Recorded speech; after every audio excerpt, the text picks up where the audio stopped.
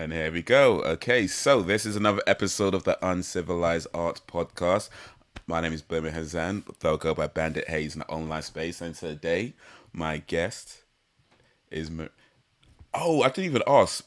Maria Thomas. Yeah, Right, because the last time we met, you used a different name, which I never even knew you had. Is a that family name, a family name. okay? Yeah, Should I? but Can I say it, or should I? I'll leave it we'll out. we'll leave it out. Because We'll leave it. I thought Thomas was your name all this time, but It kind of is. So yeah, it is. okay, I okay, used, cool. yeah, But yeah. okay, so but for that, it's Maria Thomas. How you doing, Maria Thomas? I'm good. I'm good, me. How are you? I'm well. I'm well.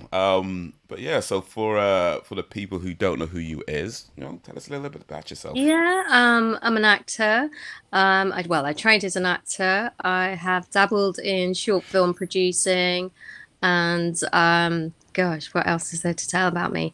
I've done some writing, or I dabble in writing as well. I work full time as a faculty manager for a livery company. Most people ask, is that a delivery company? I'm like, no, no, livery company, trade company in the city that used to qualify doctors. So yeah, and I've done a bit of facilitation workshops as well. So yeah, Okay, so you do a lot. You do a lot. yeah. So I want to tell a story. You've heard a story before. You lived through it, and I think just about everybody I've met through you've probably had a story as well. But it's the story of how we met. So Oh, this will remind me because I've many years forgotten. ago. It's going back a while. I feel like it's got to be more than 10 years. I think at this point, it's a It's cool. just, It's been a couple of minutes. yeah. But yeah, so I used to do, I guess I still kind of do, but I used to do a lot more of like short films and things like hmm that. And I put out a casting call, I believe, in for a service called Shooting People. Yeah. So I think it was that. I'm not sure if they're still around, but yeah, Oh, they are. they Yeah. are. Okay, cool, Right. cool. They're still going then. But yeah, and I put out some ads, and Maria replied to one of them saying, "Hey, saw your ad. Wanted to see if I could be a part of what you're doing." And I was like, "No." Well, I didn't quite say it like that, but the part had already been taken. But through some magic miracles of the universe, we kept in touch throughout that time, and it's funny because I feel like a lot of the people I met doing that, even the people that I worked with, most, maybe if not all of them, I haven't kept in contact with. But somehow, the one person I didn't work with, we kept in contact with. So I don't know what caused that to happen, but I'm glad that it did. Me too. Me too. That's happened a couple of times with me where I've worked on projects and there might be just one person that I've really stayed in contact with because we've connected in some way. But I think I do stay in contact with most people that I've like worked with. So I, yeah. I could have believed that because I feel like when we do meet, and I've been to a few of the things that you've organized, and then when you're introducing me to somebody or introducing you seem to like just know like what everybody does and be like, oh yeah, this is Birmingham and he does this and this is my, and it's like just I feel like you could be like if you ever wanted to quit acting, like you could be one of these people who just like networks and introduces people to people and just get things going, because it just seems like I have a memory that just lists everything. Like, I mean, is that I something have you've always no done, by the idea way? Just how. like just Sometimes I think memory and I have everything. no idea how. I know how. That's quite funny that you say that because my brother-in-law used to say to me that as a second business, I should be an agent for people and get everybody signed up, all my friends, and then speak to the casting directors and introduce them. And I was like, oh, that's not a job I ever want to do. But in a weird way, through producing, accidental producing, I have to say that yeah, I just naturally want people to meet. I think in the industry as an actor, when I came out of drama school, there wasn't that much networking going on in the sense that people were introducing you to other people, and I like that idea that we work as a community. Mm. and we share information, and I'm even accidentally in like just having like a meet up or a drinks. I'm like, oh, and this is such and such, and they do such and such, and I think you two would get on really well together. I'm always highlighting people's CV or bios without thinking about it. And my partner always says, Joss, who says it's one of my superhero things, and I'm like, really? Okay, fine. Yeah, I could agree with that. Your superpower is That's it. remembering people's details and introducing them. So you could be I don't know what's a cool superhero name for you then? The introducer. Something like that. Yeah, Yeah, yeah, you need a cape. yeah. I introduce people. Da-da-da. Exactly. I remember going to a guerrilla filmmakers masterclass, and they said, "What kind of producer are you?" And I always think about that. Are you a producer that comes into the room, meets everybody, and then goes off, or are you the kind of producer that's creative and goes in on set? Which kind of producer are you? And I've always had that in the back of my mind, and I'm thinking, well, actually, I'm a bit more than just the producer title, because this industry can really sometimes box you into Mm. producer, actor, writer, and we're all entrepreneurs and multi-talented. So yeah. That I think raises an interesting kind of question. Like, how do you feel about like labeling? Because I guess on one hand, we have to name things so that we know what we're talking about. But Mm, then I always feel like when it comes to people, labels don't quite fit fully. no, They only yeah, I really describe like a agree. small part of you in the end.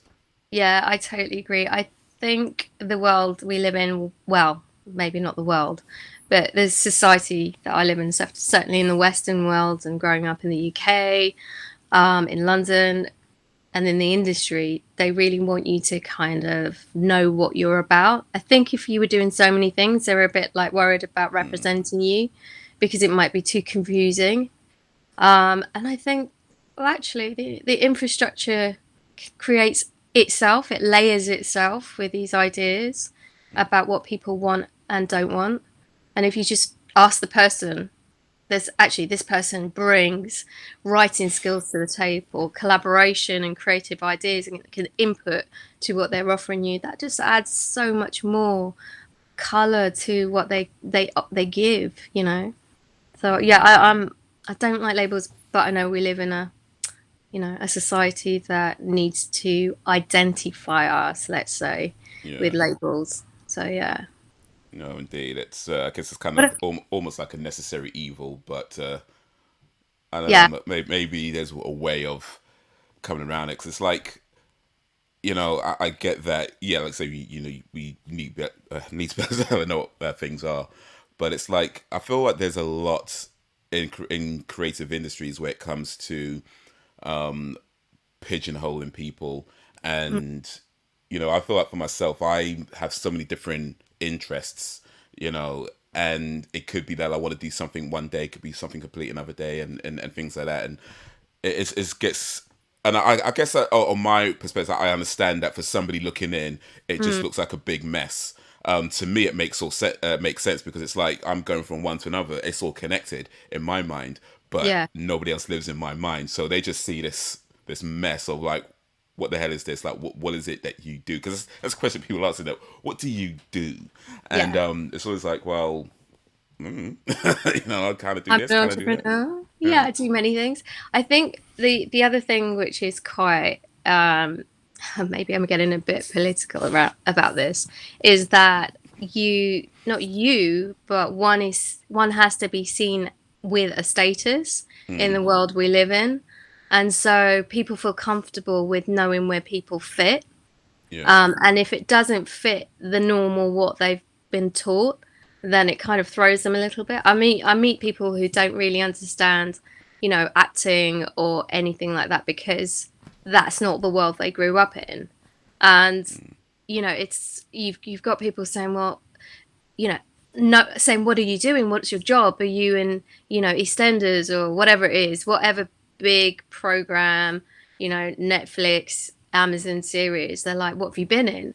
And it's actually, I think it's taken a long time to get to a place, and this probably resonates with a lot of actors or just creatives, in a feeling like you don't have to explain that it's all about money, or fame.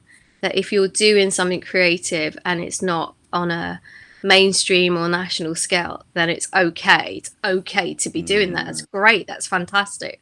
But people don't see it that way. They kind of like, oh, where are your credits? You know, Yeah. um, and they think acting's easy.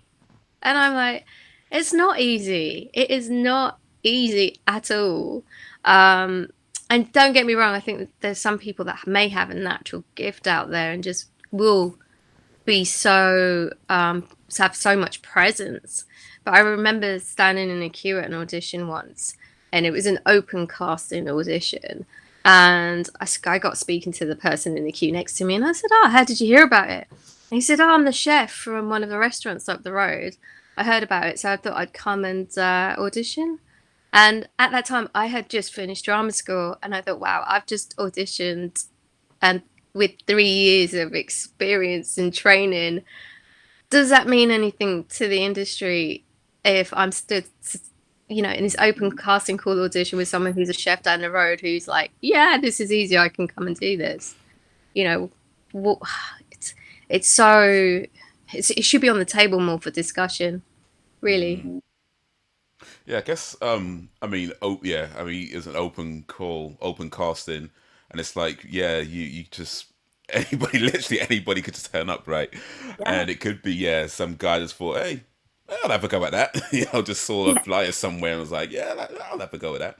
And like you say, some people do have that natural talent, and I guess depending on what the director's looking for, they maybe it may be that an amateur is more suited, but it's like, yeah, you just gone through drama school, you've just like went through all this study and all that expense and time and energy, and it's like, what does that mean if, yeah, you could just like roll up off the street, you know? It's not like going into medicine or going to thinking I'd like to be a lawyer. I can't just walk into that industry.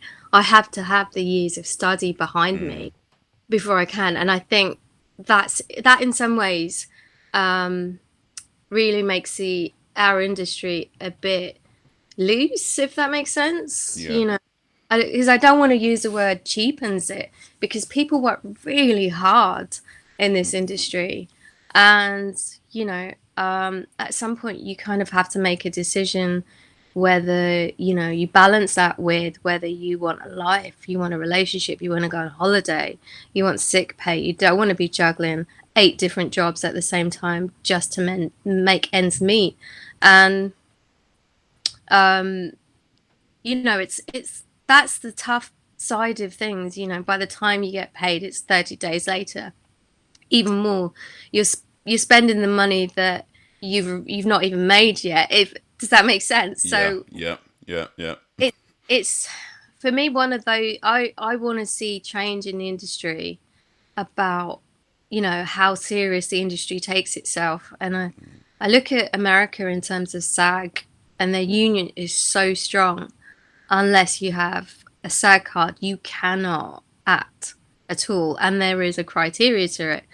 Whereas here, there's much more freedom to walk into the industry, and I think that doesn't help us give more people access to it, give access to the access to the opportunities, essentially. So you feel like a I don't know, a UK version of SAG is something that's needed in here. Yeah, I think we need. It's a tricky one because I've read interviews and I've read articles where casting directors go, all right, I can't find the person, or I haven't quite found that rawness or anything. And I think, well, actually, why don't you give someone the opportunity to show you what they can do? And at the end of the day, it's not only the casting director that gets you through the door. But I've walked into auditions where, there's been 30 people in the room, where it's the executive producers on the show, the producer, the director. It's just, there's a lot more people in the room than just the casting director. And I know you have to get through that first door to get to the second door, but it doesn't lie with them. And so I think that sort of shift needs to change. And is it changing? I don't know. Um, I thought lockdown might change things a lot more, and the way that we had incredible moments during lockdown, like George Floyd and Black Lives Matter movement, and Sabina Nessa and Sarah Everard. We looked really reflecting on the current situation of where we're at in terms of racism, in terms of diversity, equality, you know, women, where their rights were taken away. And that's, there's so many things that happened in lockdown, which was nearly 2 years. And I hope that really, changed the industry up in the sense that it doesn't sit on its laurels and just goes to the same people or the same agents all the time. That it really looks around, really kind of goes, yeah, there's so much talent out there. Yeah, If that, no, yeah, yeah, no, for sure. I think but it's kind of sad though because I feel like as much as things change, things stay the same. Like there's yeah, been so much talk about, like you say, so a lot of the issues like, racism, sexism, mental health, a lot of discussion about that. And, and in particular over the last, couple of years in the public forum, which is great that this is being talked about more and more openly.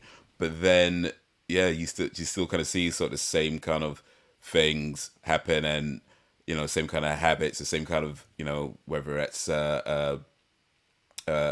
biases, bullying, and it just feels like, okay, so we just talked about this, you know what I mean? Like, right?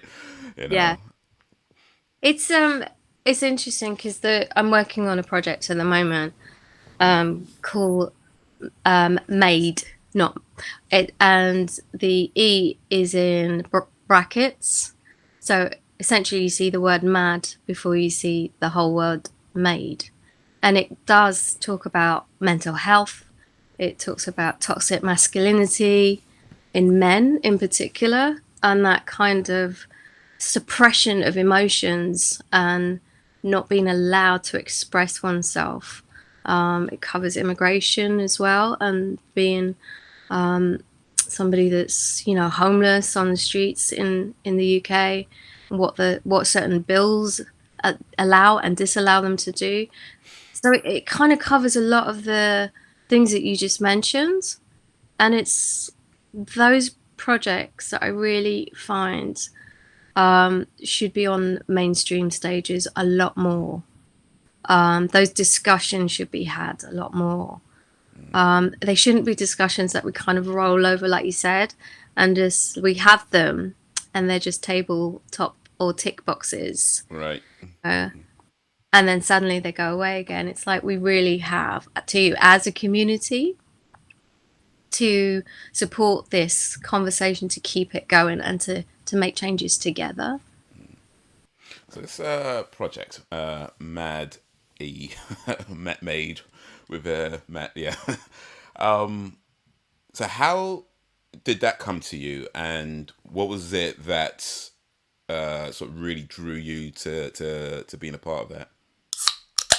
Um, so I know Sean Byrne, the writer, and I've worked with Sean on a number of his plays, and we've had lots of conversations throughout the years, politically and ethically, morally, what's going on in the world.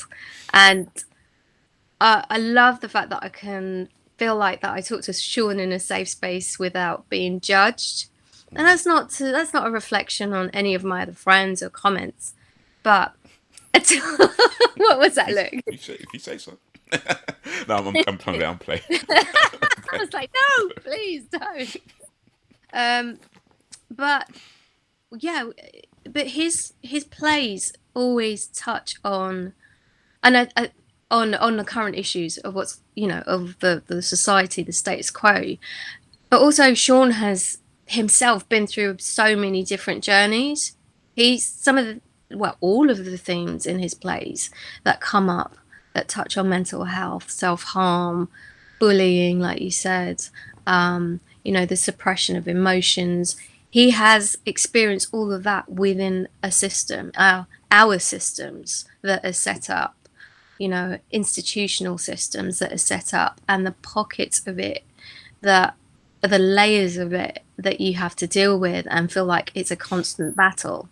Um, and I love Sean's work because it just resonates with me. It's powerful.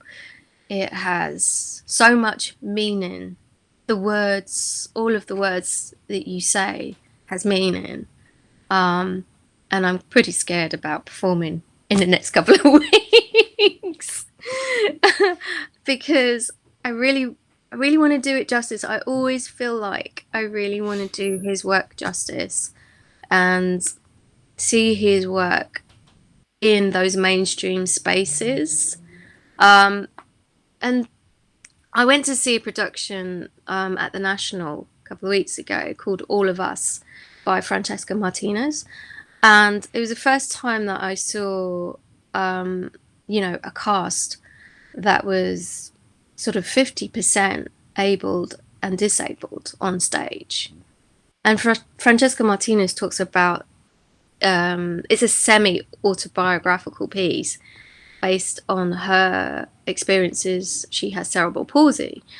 And these, again, the issues in the play that came up. We're talking about mental health for everyone, suicide, the isolation, the loneliness, austerity, the cost of living, the cuts that have been done these last few, well, for however how long, and the even more cuts that are happening currently, which is why we're seeing all these protests. It is talking about the state of the nation where we're at right now, and I want to see more of those plays, not on stage, just not being marginalized. And I feel like it's always the marginalized that come forward to fight those battles where mainstream should be there. Yeah, I think mainstream tends to have a habit of being very, very behind the say independent. And by the time it becomes mainstream, it's like it's like, yo, we've been saying this. We've been saying this. You know, so I guess there's hope, but it's how long. You know what I mean? And I guess it's a good thing that, as I say, these things are being talked about, but it still feels like, you know, Yeah, baby steps, baby steps. You know, yeah. how do you think? Oh, sorry, I don't mean to cut you off. No, no, no, not at all. I think you talked to, you made a really good point about the word hope.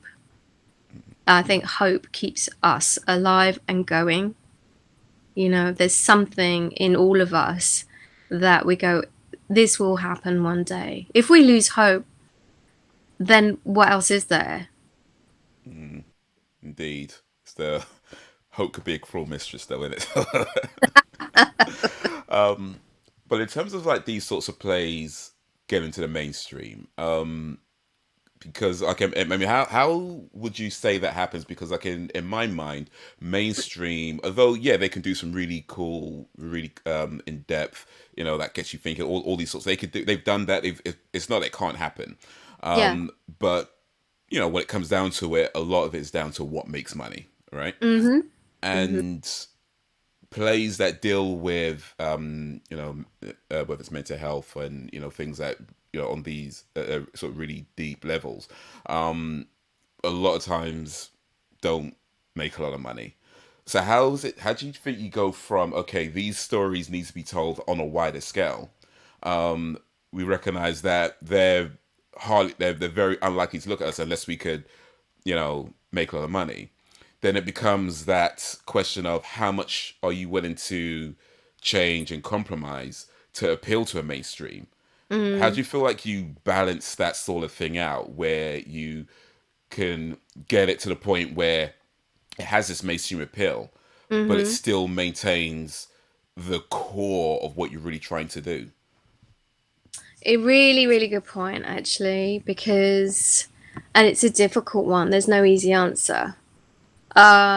I think if we look at how um, when Arts Council found it, Arts Council had cut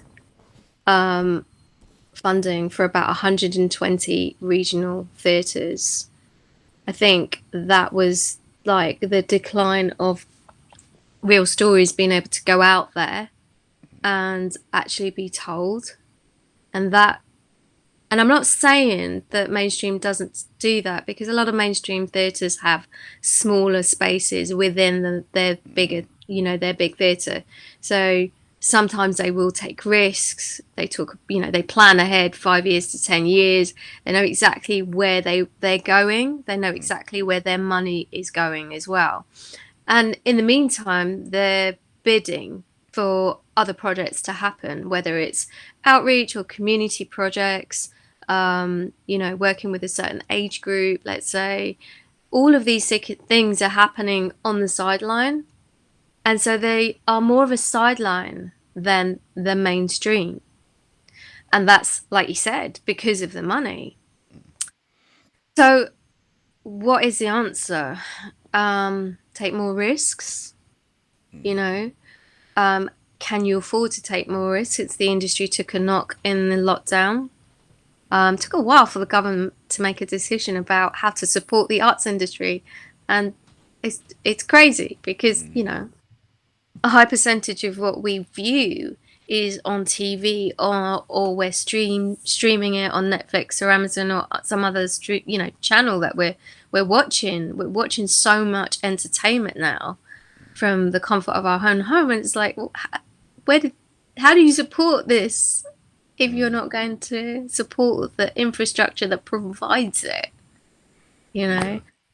yeah, and indeed, it was very much a slap in the face. I felt like where, especially when it's like you're telling people to, stay at home and that whole thing, and it's like, okay, cool, I'll stay at home, put some Netflix on because yeah, you need to entertain yourself or not. Whether either entertain yourself or educate yourself or inform yourself or whatever you need to do, but you do it through creative medium. And Yeah. then at the same time, you're telling artists to like, oh yeah, go get another job because like it, it it feels like the right hand doesn't know what the left hand's doing, or there's just no kind of understanding or correlation between like how people go through their days and the things that we use Mm, to de-stress or as it could be sometimes, and that these things also need to be supported as well and not just kind of treated like it doesn't matter, or it's just that plaything that those it's not just Hollywood and these big industries. There's a whole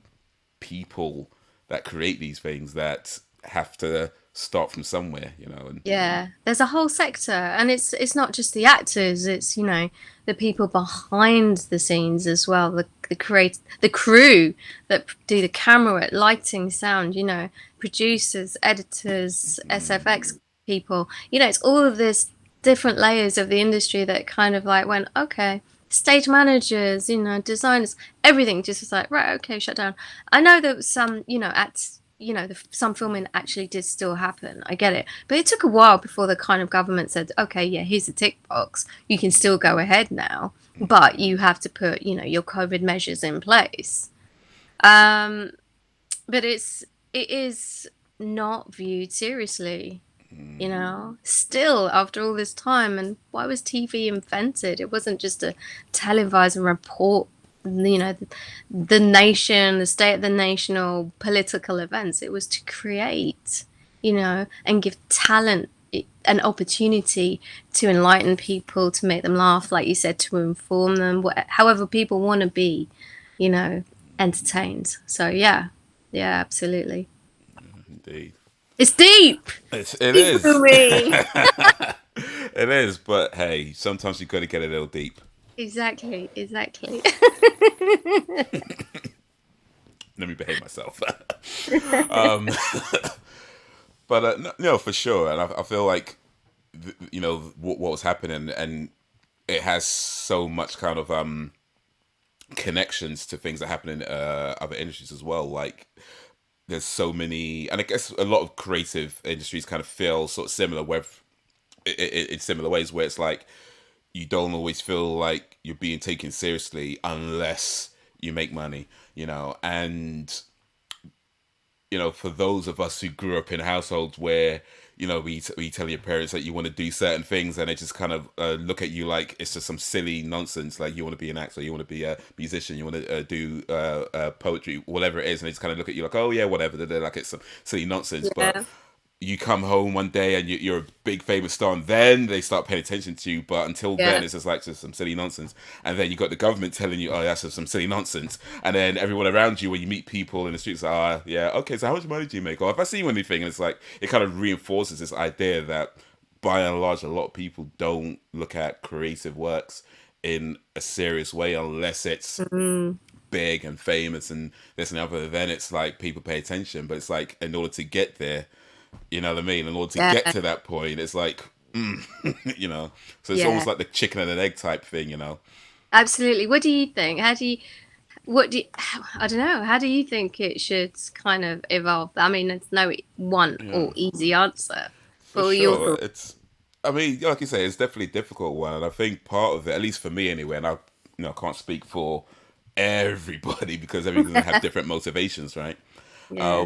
But I think certainly for myself, there is a part where I had to kind of look at all the things I was doing and be like, okay, why am I doing this? Because yes, I like to create, but am I doing this because I want to be rich and famous? Am I doing this for the creation? And then having to figure out that you can't necessarily do both, because part of me, especially, I think for me, just being, you kind of raise up, I grew up in London, so everything's about go get it, get to that next Yeah. level, get to the next level. Then I've Exactly. had like office jobs where that's always the environment. So part of me is like that's kind of instilled in me. Is like, what you do next? Okay, how'd you get to the next level? How'd you Yeah. get, how'd you get more? How'd you get more? How'd you get more? More, right? That kind of Yeah. attitude. Yeah. And I think there came a time where I had to look at it, it's like, do I really want that? And of course, don't get me wrong. Of course, it's great to have money. I ain't trying to say that. I, don't listen. Anybody listen out there? Don't misunderstand me. Of course, it's great to have money. Of course, £2 is better than £1, right? Yeah. Yeah. But I think it's also important to consider how you get that. How do you Mhm. get that money? How do you get that fame? And is there such a thing as having something that you're not really ready to have? Because I feel like I see a lot of times on, especially in the YouTube space, or maybe in the mainstream space as well. Mm. People who have maybe gotten a level of fame, gotten a level of money, and it hasn't gone so well. And I feel like we don't really acknowledge that you know, there is such a thing as having too much money.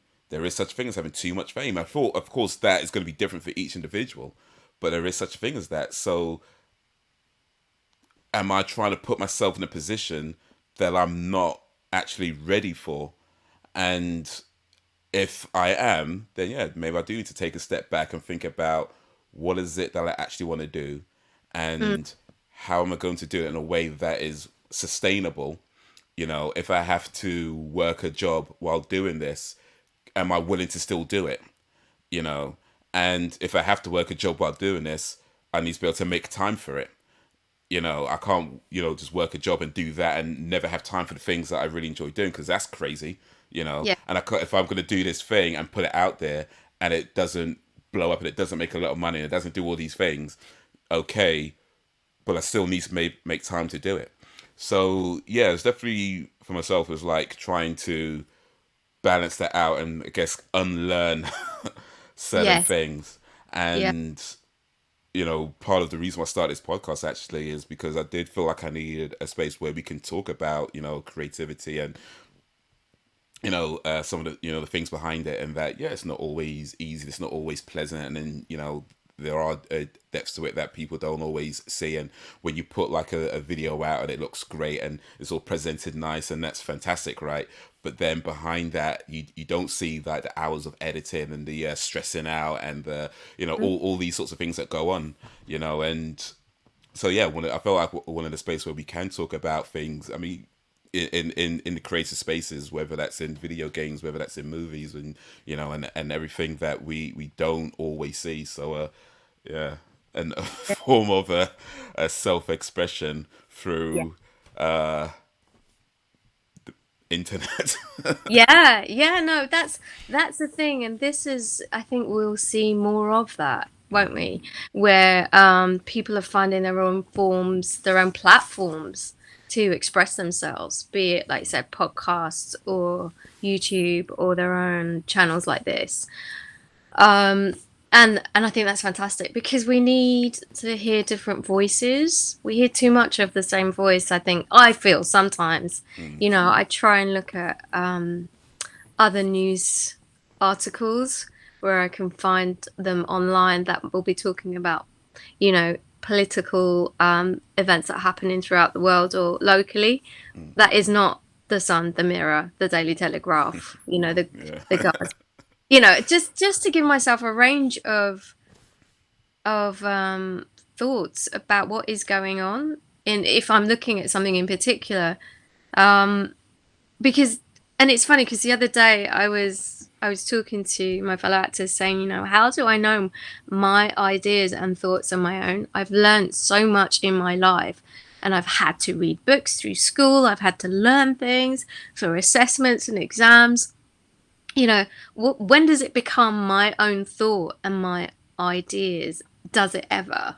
You know? Mm, yeah, I feel like I know that feeling, you know, because it's like from when you're a kid, it's like, you do what your parents tell you, right? You go to school, you do what your teachers tell you. You go to work, and it's you have a boss. You know what I mean? And that's like the first part of your life, pretty much, like the first say 20 years, 25, maybe 30 years or longer for some people, right, of your life. Just like you have people in charge of you, and it's like at what point, and throughout that, you're with your friends, and then everything's kind of all getting mixed up. You're hearing stuff on the TV and the news and this, and and we're all being fed these messages through various forms of media, and it's like, at what point do where do I begin, or where do I at what point do I begin, or what point do I end? What when I say I like something, is that me saying that I like it because I actually like it, or is it because everybody around me seems to like it and I never really gave it much thought as to whether I actually like it or not? I mean, just, yeah, sure, why not? And Yeah. yeah. Yeah, and does it influence what I say? Mm, Because is that really my thought? Yeah, no, absolutely. And it is fascinating because I think when I was working through lockdown, I wasn't furloughed. I worked all the way through. So I was on a laptop all the time. And so the last thing I wanted to do at the end of my day was sit and watch TV. I'd kind of go for a walk, read, listen to something else.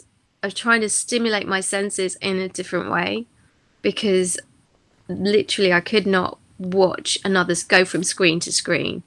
And I think there's a lot of noise.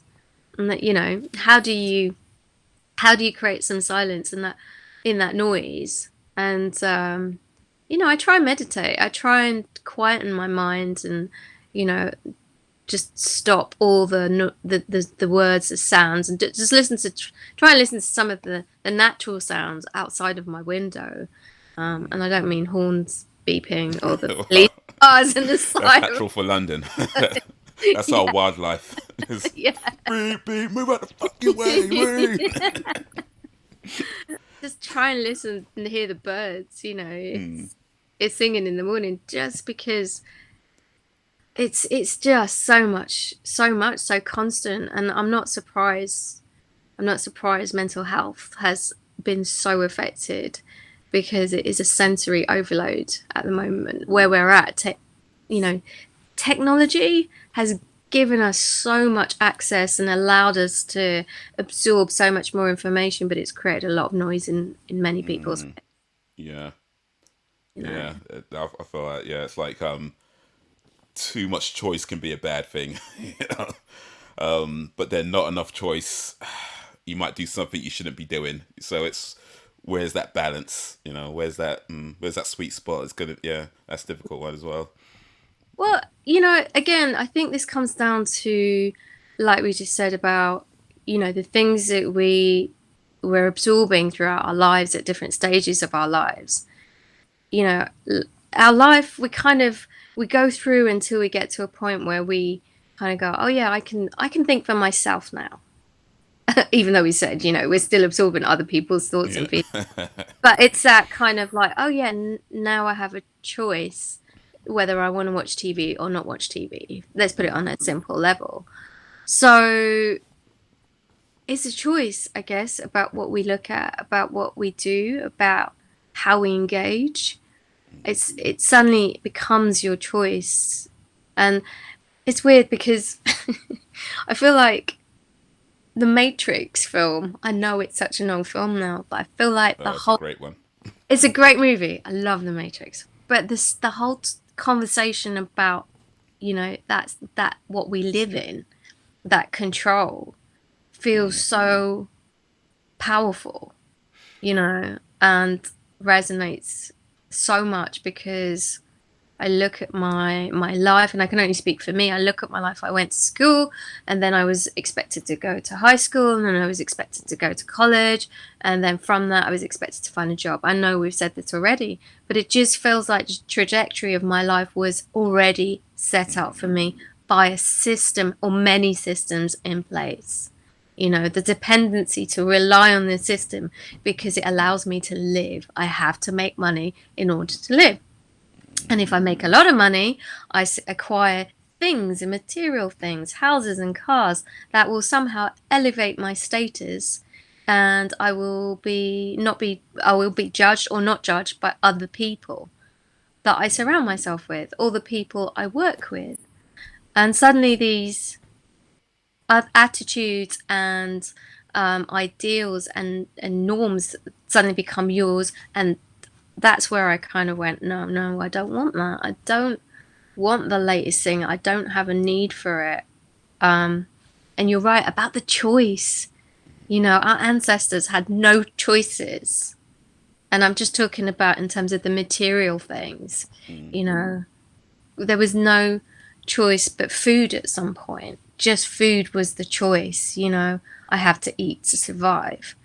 We live in a world now, and I'll talk about Western world, and we live in a world where you're right. There's so many choices, and I worry. I think, well, what do the next generate? What is that?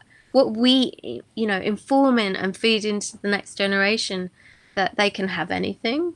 Credit card, credit. Oh my God, you can pay off in 3 installments. Klarna, PayPal. It's all these easy to spend money, but not actually teaching the next generation about how to use money more wisely. You know Mm. how I think I was Big again, facts. Yeah.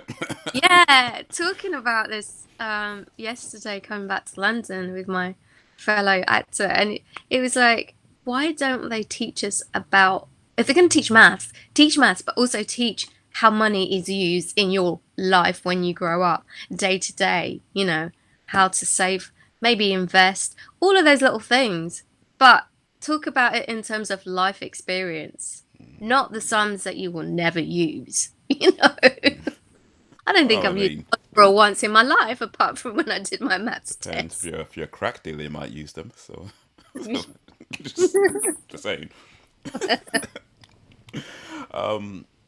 Let's go way back in history now. Actually, so with acting, Mm. at what point in your life did you realize that you wanted to be an actor? That you had a love and a passion for this, and what was that sort of journey like? So I I went to like primary school quite late. I had a nanny for many years, so I came in. I missed those sort of early years in school. I was about 5 or 6 when I came started primary school. So it was really difficult for me to integrate because I had none of that social skills or aspects or things that many young kids might have nowadays. Um, and that's not being me downing on my parents or anything like that. That's just a situation it ended up in. And I remember in my final year at primary school, we had loads of creative stuff go on. I learned how to, everyone plays the recorder or at least gets the opportunity to. Yeah. So I learned the recorder, joined the school band in my year. There was there was lots of visits. So there was a steel band company that came. So I learned how to play the steel drums. There was an acting company that was touring. They came to the school, and I was like so inspired. And again, this goes back to regional theatre and do going out into the community and touring around the UK and bringing stories, And I just thought, wow, that was so amazing. And I remember this one guy that came in who was just a storyteller, and I can't even remember if it was an English class, but I just thought, you are so mesmerizing with the story that you're telling. And it was a horror story, and I loved horror stories at that time anyway. So my parents were big horror fans. I wasn't supposed to watch them, but I did. Yeah. So Why not? some zombie films, vampire films. I'm like, And okay. Halloween's up soon, so Yeah. So we were allowed to create in our final year, and I think that's what sparked my creativity. And I had ideas, and my teacher was like, there's a prop box, it's filled with stuff, and I was like, oh, can I write something and create something with some people? And they were like, yeah, if you get a few people together, then do it. And we did it. We did a play for assembly, and I thought, I really like this. Um, and but my parents weren't in the position, working class parent was not in the position to send me to stage school. And again, I think their ideas were more lawyer, doctor, yeah. engineering. you know how are you going to look after me in my old age, essentially, Yeah. was my family. So, but yeah, I think I kind of came in and out of it though throughout my life. I was like, really, do I really want to do it? Do I not? And I had some teachers that were not really encouraging, teachers that completely said the most awful things. And that now you would never, ever say those things to students at all, because it was just mentally and soul destroying at the time. It took ages to pick myself up after some of the comments that I've had from like teachers throughout the years. And in a way, you find this resilience, which you think is resilience, and you're protecting yourself from getting hurt, but actually you're just building up all the anger because you don't have a safe space to talk about it, or say this is what's happening, or where do I go next in it. But you know, I'm glad I persisted because I've really enjoyed all the projects that I've worked on. I've really found um, some real heart in the stories that are being told, and that's not a reflection on anything else. But I just feel like I'm drawn to those stories, and like you said earlier, the universe aligns, doesn't it? Puts you in the right time in the right place, and you connect with somebody who's writing a good story. Do you find that there's like any stories that you definitely would just sort of stay away from? Stories, I No, say, or roles rather. I think I said stories, but do you find any kind of roles, characters that you feel that come to you, be like, nah, I'm definitely playing that. no, I don't think so. I don't think so. I think nothing's come to me that I haven't said no to yet. That makes sense. Fair enough. I don't know. Okay. I haven't thought about it, possibly because I've been dipping in and out of it for the last few years. Probably 5 years rather than the last few years. Okay, so cool. Any role, I'll just send it to you and be like, "Yep, I'm gonna get yes for you." Good, good to know. Good to know.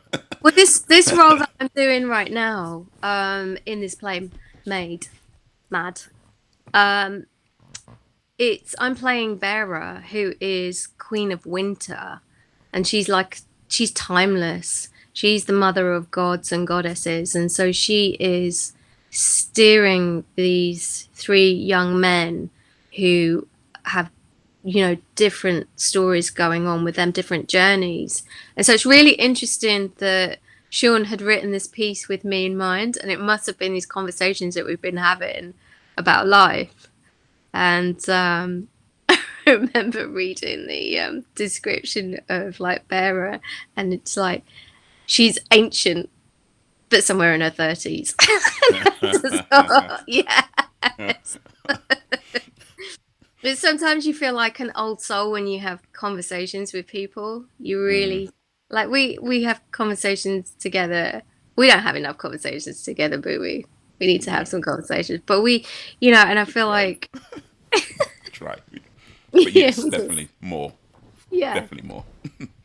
So it just feels like yeah, this he had me in mind to play this character, which I was it was like when I read the script, I was like, oh, that's awesome because I feel like I'm hearing some of the conversations that we had together about the world, about climate change, about mental health, and and somehow Sean he has a way of writing. It's very poetical. It's very lyrical. You do feel like you're reading Shakespeare sometimes. And would I call him a modern day Shakespeare?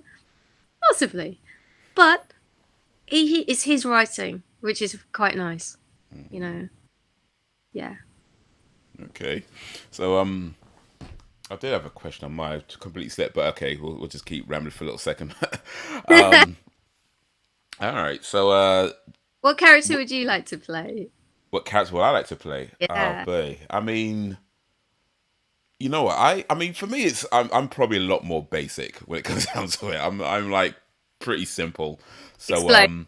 well, I mean, because you just went into this characters like mental health, and that's all great, and I feel like those stories should be told. Of course, I'm Yeah. on board with that. But I feel like if for me, like my other character would be like an action hero, like just some like a regular, someone who looks like a regular job, like a janitor, some just a regular schmegular job that nobody really gives a second thought to, but then Hmm. something happens, and then he has to like go through like I don't know, like all these bad guys, and he really has to kind of step up. And he's like the one guy that nobody thought could like help, but he's like the one guy that saves the day. And then I know it's probably got to be a scene where like he rips his shirt off. He's got like big muscles, so maybe they could like I don't know, like CGI the Rock here or something like I love it. You've got muscles. Come on. Oh. that. But yeah, I mean, because I feel like when it with stories, I mean, because my belief is every story has a right to be told, and that includes the cheesy nonsensical stories that you watch these movies sometimes and you just laugh at how bad they are. Like those are some of my favorite films. You know Yeah. what I mean? So yeah, I feel like Not just, that's not just a guilty pleasure film, but just yeah. I just not even like some people say like, oh yeah, they used to have guilty pleasure. I'm like, no, I don't even feel bad about it. I like that. I like those movies. I like You it. know. I like it. Yeah. I love sci-fi. I really love sci-fi. I watched The Expanse very late. Only this year. Ran through all of the seasons. Have you seen it? I don't know if I've even heard of that. The Expanse. Expanse. It's such a good Okay. 7 seasons. So, and the seventh season, the finale was early this year, January, February. All right. Okay, I'll have to look that up. I don't know if I don't think I've even heard of that show, The Expanse. And What? reference. Okay. What? All right. No, that's cool. I'll make a quick note. The Expanse. Yeah. The The Expanse. Yeah. X.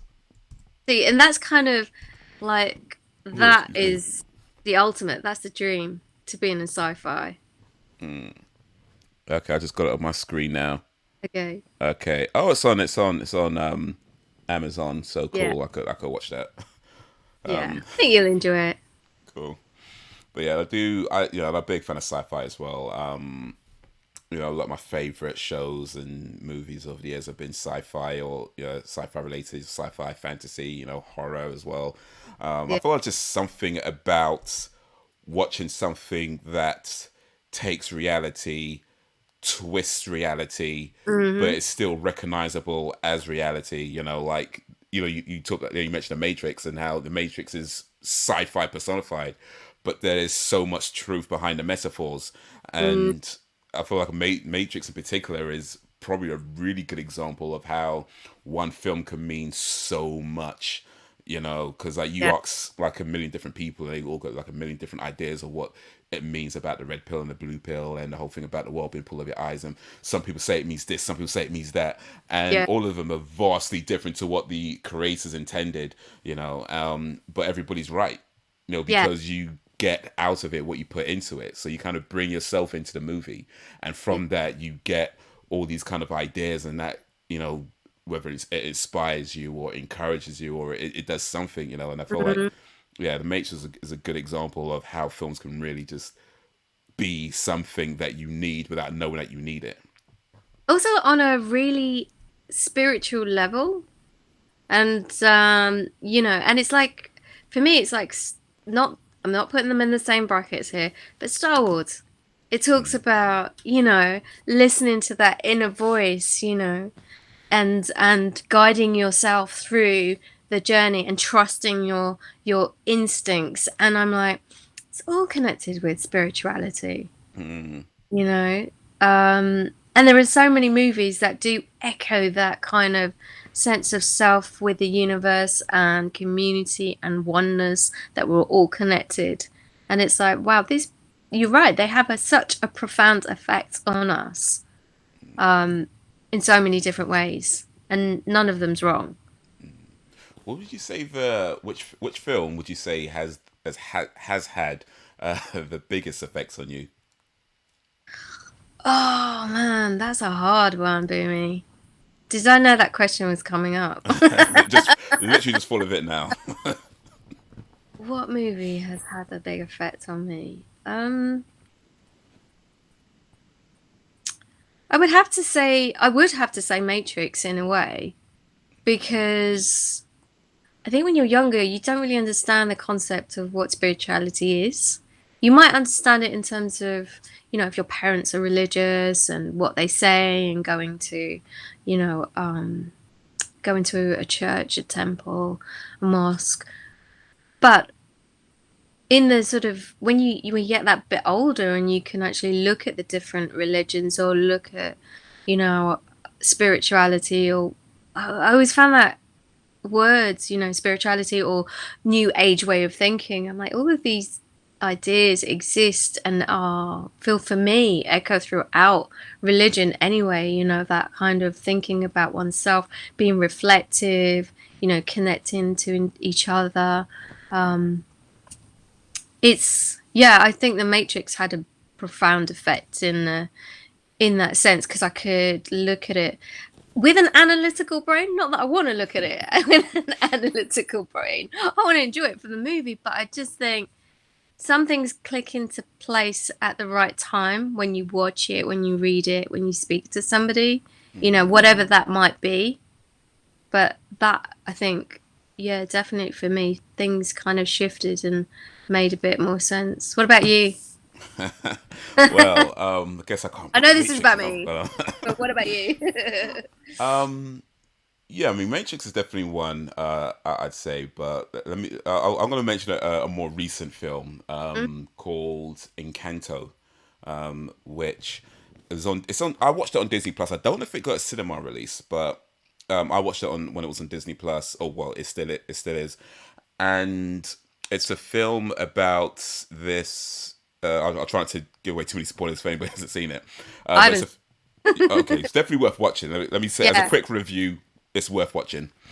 But yeah, it's about this young girl from this family, the Madrigal family, and like many years ago, her grandmother, they're kind of fleeing these people, and her husband gets taken away while they're fleeing them, and in it all, she finds this kind of candle, and the candle gives them gifts. So every person that she has, like her children and their children's children and their family, they all get these gifts. Like some of them could like hear things from really far away, and some of them could like get really really strong, and one of them is like could create flowers. So they all get these gifts that no one knows what a gift's going to be until like they have a ceremony where they touch the door handle and they get their gift, and they know from then. And except one girl, I'll forget the name, Mirabelle, who didn't get a gift. That was when she went for the door, nothing happened. And so the film is set maybe like I think a few years after that. But what I really liked about it really is just how it shows kind of how family can be this thing where it's a really beautiful thing, and you love your family and you really want to do what's best for your family, but at the same time the people who are closest to you and the people you look up to could also be the source of your trauma, and how Yeah. they don't realize that, and I think Disney, like a lot of their films have they have a really cool way of making a film that on one level it's just a kids movie, right? Yeah. But then on a deeper level there's like so much under it.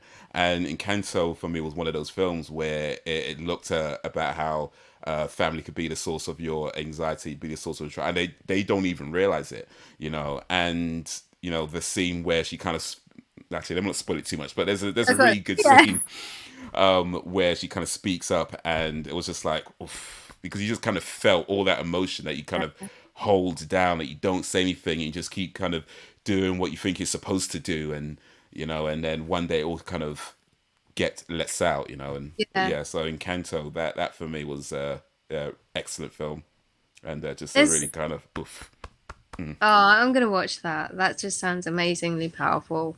yeah, Also, yeah, also with watching something like that as a young person, let's say, that is that is like moving somebody's emotional maturity ahead, you know. Because I feel like I didn't really come into my emotional maturity until I've had lots of experiences in life. I didn't really quite understand who I was on my own journey until after my mum passed away, I think. I wasn't reflective enough. I wasn't in that place, and I don't know whether. And sometimes I think, if it took me that long and I'm still going through the journey, well, how long does it take other people, or are they further ahead? Are they? And so, do some people never ever get to that place? You know, and I'm wondering whether the next generation will have that emotional maturity because of the things they're watching, or will they have less of the emotional maturity and sensitivity and communication because lots of our experiences have been online and not in the room with people physically to read and to connect with. yeah. Does that It's an interesting point actually, because it's like on one hand you could move something forward, but then there's other things that I don't know if it backwards is the right way, but certainly changes how it's done. Like if you have these things that could help you understand people in the real world, but then mm, as you say, a lot of our communication now is online. Um, literally like what we're doing now. So side it's like, hustle, side yeah. hustle. So although it's cool that technology could connect people in all these different ways, what's the effects of that, and how does that happen with younger people coming up? Because I mean, if you're like, say 19, 20 years old now, Yeah, your whole life, or at least a good portion of your life, is social media and communicating through social media. That's your frame of reference.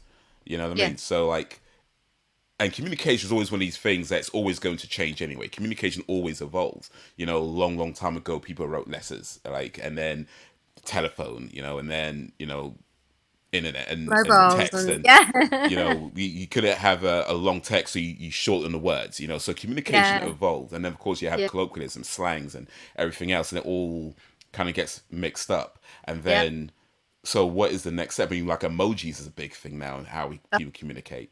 So what is that next step? I Yeah. mean, is it just grunts and moans and you know? Is it people are getting lazier with communicating? Because essentially, like, when we cut the words down in a text message because it was not, we didn't have enough space, you'd have to send one half and then send the next half and go Right. TBC, to be continued. Yeah. You know, but yeah, what does that mean? What's it creating? But then again, I feel like a lot of the social media platforms are again creating what we see reflective of what we see on TV. It's this life that isn't actually real. Where we're going into people's spaces like we feel we know them and we don't. You know, Yeah, yeah. especially famous people. You know, we feel like we can, comment if their comment feed is actually open and feel like we're part of something that we have no idea of. And it's Mm, made that much more accessible. Um, and it's scary because it's like, well, okay. So again, coming back to the industry, it's like, well, you've, you've kind of got rid of a lot of the dramas of our mainstream. You've chosen what we see on our main channels. And so all the other, interesting stuff, maybe where the actors really could launch their careers, the whole Holby City, Doctor's Change Its Times, those programs that were stepping stones for actors have now moved to all the other channels that you either pay for or you don't. So we don't really get to see those new stars coming through. mm, And so we see a lot of reality TV, which is reflective of what we see on social media. It's not a reality. And how does that, again, shift and shaping young people's perceptions, people in their teens, um, be it video gaming, be it following someone that you really admire, there's a lot, there's a gap of, how can I make my money, success, what am I, body conscious, how I view myself. And lots of things are there creating that noise, and I think that's gonna slow down the sort of communication in ourselves and with other people. Does that make yeah. sense? Does it Yeah. make sense? No, that does. That does. That does. That makes a lot of sense. As one thing goes away, another thing replaces it. And from how we interact with the world and what we see online, and things that become popular, that even if you're not necessarily following it, it finds its way into your feed.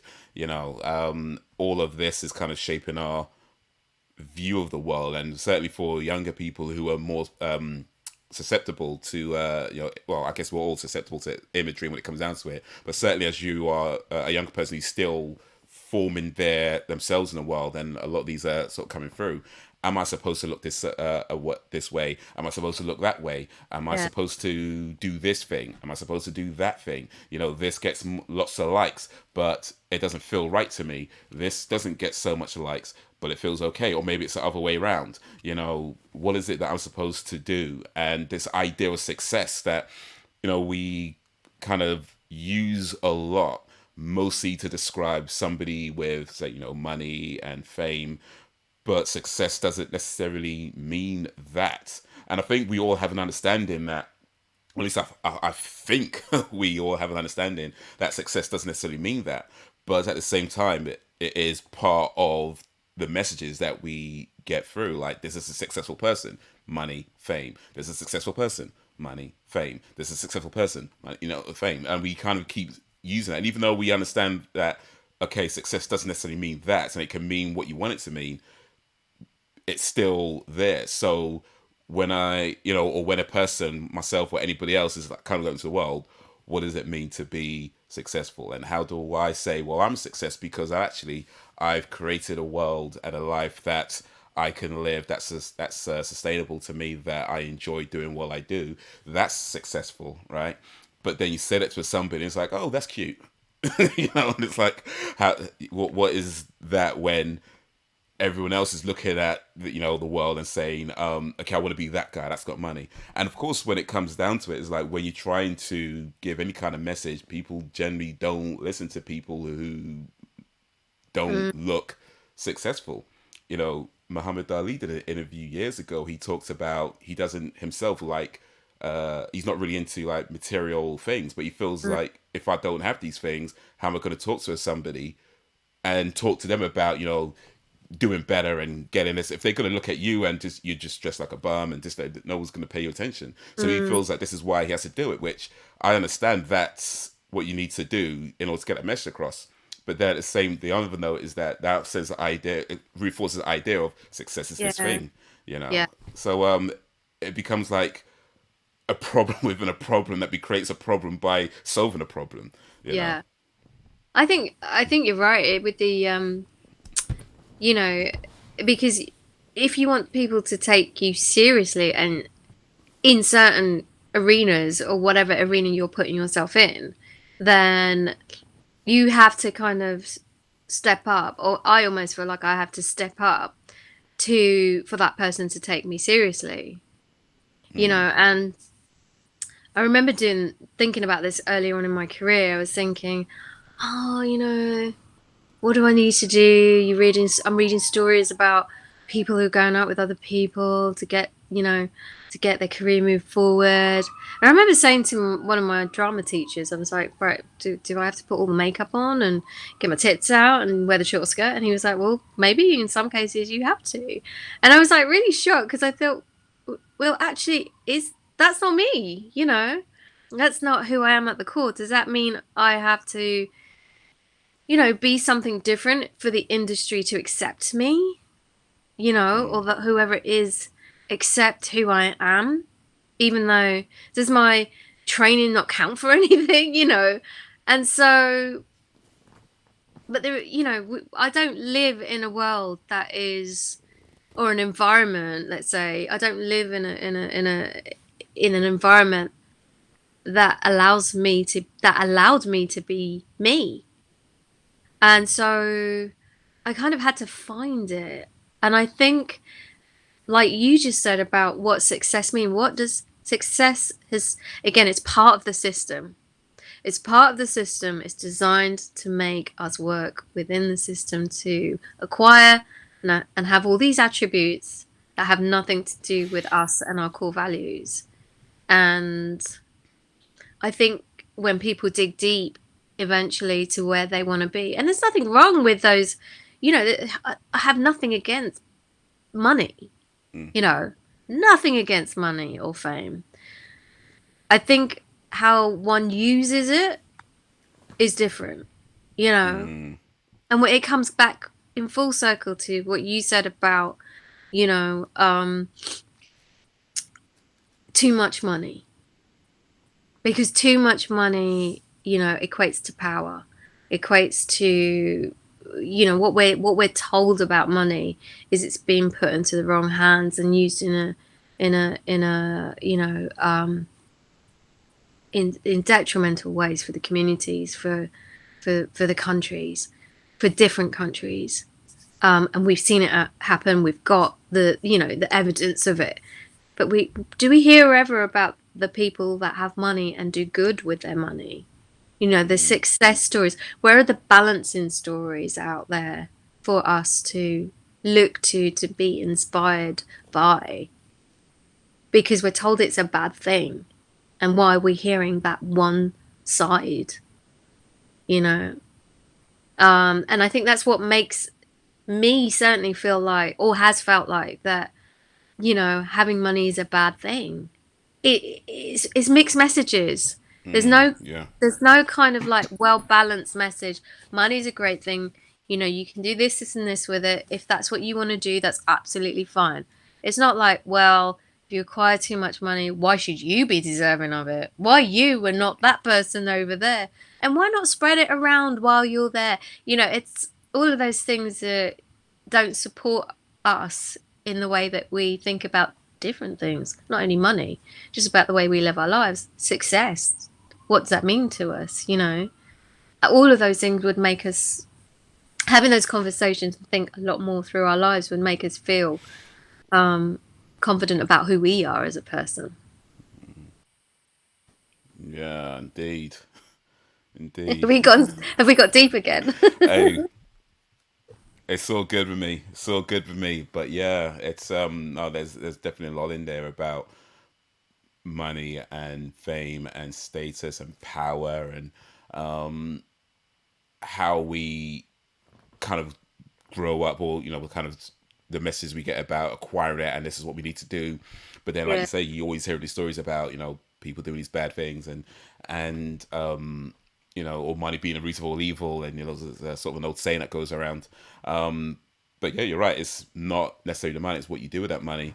But I guess from an individual perspective, it's like if I have £100, and with that £100, I can do some good things, and somebody says to me, I don't know, wants to do something bad with £100. I'm like, nah, it's all good. I've got £100. I'm good.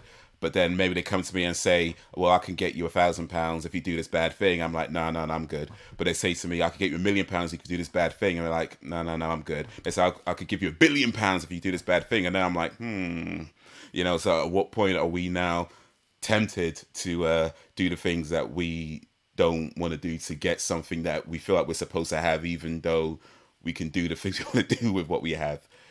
So yeah, there's It's a support lot in network. there. It's constantly about our support networks around us. Mm, If we look back at history, a lot of people used to live with their family units or live around their family units, and even going back further, where tribes and communities were traveling together. mm, Everybody looked after one another within the community. Nobody was left out. You know, life cycle, death cycle was part of our community, mm, and we cared about the community. Industrialization has made that distance and separation somehow like acceptable, but actually we're no longer near our family members. We're no longer there to support our families. And that support network was nourishing, was nurturing, was mentally supportive, supporting to our growth as individuals. Um, but and I guess it comes back down to loved ones and carers. What are they like when they grow up? I look back at my own parents and I think, even though they didn't kind of think support my career as an actor, when I went to drama school, I really worked hard to try and get the funds raised to go, because my parents didn't have the money. And so I wrote to loads of people, and I think my parents just went, gosh, she's writing to a hell of a lot of people, you know, to try and get the support. And they really came round. And it wasn't because, I was working really hard at something. I think they'd heard me say I wanted to do a number of things before. And inside I knew I did. But I think I was just scared. And I think that kind of support of like an encouragement um, would have made so much of a difference to my life. And I hear stories where people go, my parents have been encouraging, they've allowed me to do mm, this, that, and the other, or they've supported my career, or they gave me opportunities, as a child to do this, that, and the other, dance or singing or playing an instrument. And I kind of think, God, where would I have been if I had those mm, opportunities around me? I would have been in a different place. And and there have been times where I've gone, oh, fuck off. I don't want to hear about your brilliant life, yeah. and what opportunities you had. Um, because that's natural as well. That's part of it. That's part of being human. You're allowed to feel all those different things. Mm, Felt allowed to feel upset, anger, jealousy, envy, whatever it is, because that's in our nature to feel all those different things. But it's also in our, you know, surroundings of having that support that would nurture us and bring out the best in us. I mean, I went to, I'm not rambling, am I? no, no, it's all good. Keep going. I am not on commission here. I went to a workshop, I have to say, with a, it's called the Anthony Mindell Actors Workshop, and it's in London. And I kid you not, I have never been in a room that has been so supportive to absolutely every person in the room. There's only 12 people. And the sort of nurture and real encouragement to kind of lean into your skills, your talent, what you have as an individual. I was just like, oh my God, that is powerful. Words are so powerful. Mm, Like we were saying, movies and the story they tell are so powerful. But when you really, sorry, when you're in the room with somebody who is making or treating, should I say, everybody fairly and equitable in their, in their response to them, and then, and finding the language to talk to people on a real level, on a genuine level, I just thought, wow, that's taken me to a different place in my belief in myself, in my career, in wanting, and having the confidence to go forward and go, yeah, I want to do this. I want to write to these people. It's when you get someone in the room that you haven't had like that for a long time, encouraging you, you're like, yeah, I could do anything. I feel like that, 12-year-old girl again that's going, it's the world is my oyster. Not that I thought that at 12, I have to say. No, but no, for real, it's a big thing if you when you feel supported, for sure, and and there's, depending on who you are, there's certainly a lot you can do when you don't feel supported, but it gets draining. I feel Mhm. like when for anybody, I feel like anybody who's kind of been through this will understand that when you're doing something and you don't feel like you're being supported by your friends, your family, or anybody, yeah, you can do things. If you keep sucking yourself up all the Yeah. time, like every day, you could do things. Some people could even do great things, but you just feel so drained all of the time. And versus when you do feel supported, it's like you feel like the energy being replenished. Yeah. You know what I mean? And it just makes things. I don't want to say easier because I don't necessarily think that's quite the case, but it certainly makes things more bearable in terms of it, because you're already have to go through all this kind of hardship just doing the feed trying to do anyway. But when you don't feel supported, you now have to get over that extra hurdle of Yeah. just getting to even start it. And so Yeah. it just feels like this massive kind of weight being lifted where you can be like, okay, I can go, you know? Yeah. Yeah. And I think these conversations are like these spaces are starting to appear where people feel like they can talk genuinely, they can feel nurtured, and this allows people to go away and have stronger voices in their own lives, in their workplaces. It's a trickle effect. I don't want to use that word because it was used politically recently, trickling down in terms of the money. Oh, yeah. Yeah, Yeah, it's yeah. let me rephrase. It's a Well, I ripple mean, it's, effect. yeah, uh, a funnel? No, I don't know. Like it's It's a sprinkler? ripple. Yeah, Yeah. ripple, Mhm. maybe. Yeah, I'll go with sprinkler. But it does kind of like open up that for lots of people. And I'm like, and I have to say this because I'm a carer for my dad. He has dementia, and that when you suddenly become a carer, you suddenly realize how much other people are going through as well. Because the more you mention it, the more people feel comfortable to actually mention what they're going through.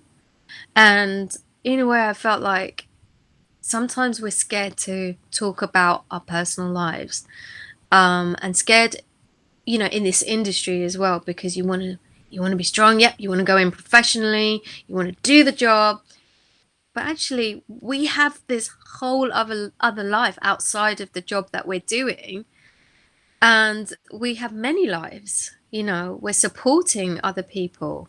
And the acknowledgement should be also in what we do in that space and outside of that space. Um, and I've not often heard it at the moment that, when you're an actor, you come into the space. Of course you do come in. You come in, you've read the script, you want to give so many ideas, to whatever it is, film space, theatre space. But people are real as well. And you can't ask people to come into that space and not be 100% without actually respecting what they're coming in with as well as, and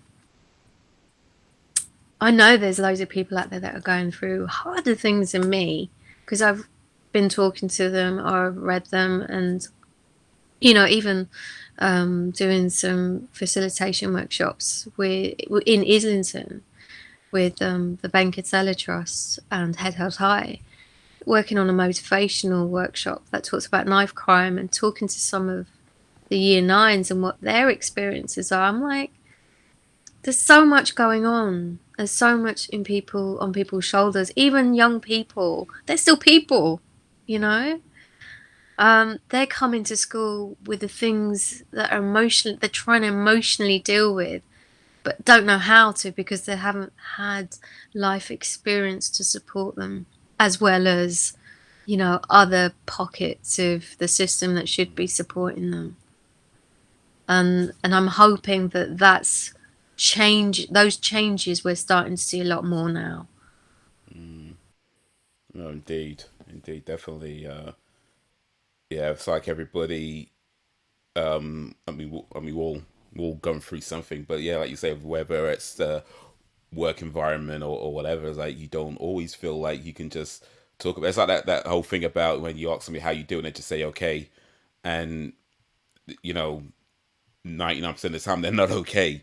But like we've kind of been sort of conditioned to just keep saying that and keep putting on this kind of facade of everything's fine because yeah, like you say, you go into these workspaces and people want to see you be professional. They want to feel like they can depend on you, they can rely on you, and they want to let you got it. That what happens, they could come to you, and you could get it, and it could get done. And you're trying to let them know that because you're trying to get to your next level of the career or this and the other. So there's very few people you can just kind of be open with, and sometimes as it happens that one person that you feel you can be open with uses that as a way of discrediting you or tarnishing you, so What? it gets even harder to Yeah. trust, and then become even more closed off, which so we keep more emotions inside, and yeah, I mean, there's dangerous consequences for that. How that can turn up, especially with younger people, where Mm. you might see like people doing various forms of violence and not being able to handle everything because there's just so few places where you can just be. You know. Yeah, absolutely. My workplace is fantastic. With when I told them about my dad's condition, like my full-time job at the Society of Apothecaries, they were like, "Yep, don't worry, we support you. Let us know if you need that time. Take him to appointments. They were really flexible, and it's there needs to be more places like this. It's not that I'm lucky. It's not luck. It should just be the norm that your employers are supporting you with whatever is going on, you know, in any sector, in any industry. It should be the norm. Indeed, indeed. Never hurts to be kind. No, not at all. Okay. Um, but I feel like that might be a good place to wind down a little bit. But before we end, well, a couple of things before we end, actually. First thing is, uh, I think the last time we met, not actually maybe not the last time we met, but one of the more recent, one of the some time ago when we met up, we were having it was I think it was a cafe, and you had a coffee, I had a coffee, I drank some, and I hated it, and I got a tea instead. Since then, however, and maybe I don't think I want to say it's because of that, but certainly since then, maybe like a few Yeah. years after that, since then, I found myself drinking coffee. Oh, did you? So maybe that has something to do with it. Like it somehow trickled down into my esophagus and lay dormant for a long time, and then suddenly developed the taste for coffee. But I tend to drink a lot of coffee now. I Do just you? had one. I just had a latte earlier. Awesome. Is So that my because of me? it could be. I mean, it could probably trace back to you. I mean, Okay. I feel like from the time that I had that coffee with you to the time I started drinking coffee, there was a significant gap. So maybe not definitely because of you, but yeah, I probably because remember of you. that time. Do you remember that? Do you remember that time? I What remember. the time was? I think it was a. I can't remember. I think it was a black coffee. No, I Or mean, like, do you remember what we were doing that time? We were working on your short film. We did, we'd we were okay, we met up at Home right. Foods. Okay. We got a coffee because we were going to talk about the actors that you wanted in your short film because I was helping. Oh yeah. Okay, this is definitely That, more than a few years ago. Then this yeah, is a long time ago.